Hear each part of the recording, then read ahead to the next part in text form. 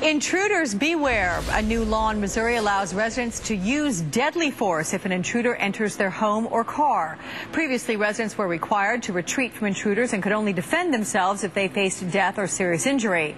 Alan Gottlieb, founder of the Second Amendment Foundation, joins us, as well as Paul Hemke, the president of the Brady Campaign to Stop Gun Violence. Gentlemen, thanks for being here. Thank you. Our pleasure. Alan, I'll begin with you, sir. This law goes into effect in August. So why do you think there's a need for this new law?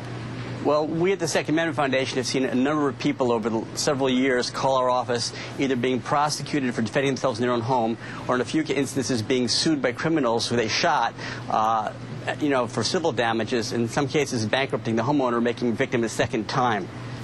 So, Paul, I'm curious, you think this new law, is it going to actually help homeowners who are victims of violence during home intrusions? Does it mean that people are given sort of a blank slate like, oh, well, it happened to me, I was in my home, they came after me?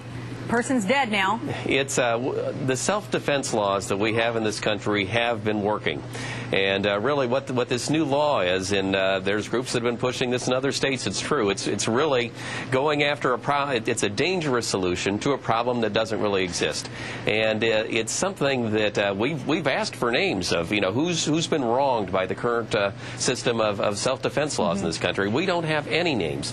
I believe that we can rely on our prosecutors and our juries to do the right things in these kind of cases. The individual alone shouldn't be the one that pulls out the AK-47, sprays the street, and don't worry if the innocent bystander gets hit. You know what, Paul? Put yourself in the shoes of someone who's being intruded upon. Why should people who are victimized by burglars or other trespassers, why should they have to wait until someone seriously threatens them before they can take action? They have a right now, if it's clear self-defense, to take action, to shoot the gun if they feel that's necessary.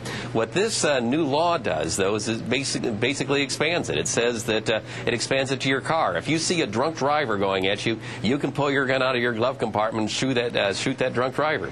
You've got no responsibility to go on. Other states that have done this, like Florida, you've had neighbors shoot neighbors because they put too many bags of garbage out and came to complain. And Alan, do you have any fear at all that homeowners might abuse this new law? I mean, you hear that example about Florida and garbage, for heaven's sakes, but are there concerns about overreaction if people trespass on property? That's a total overreaction, and those cases cited are really nebulous for the number of people who use firearms every day for self-defense.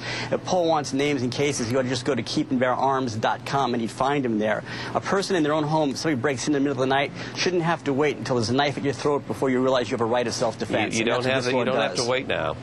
Hey, Alan, how much do you think this is going to play out? I mean, do you think we're going to have a lot more cases of people being shot now?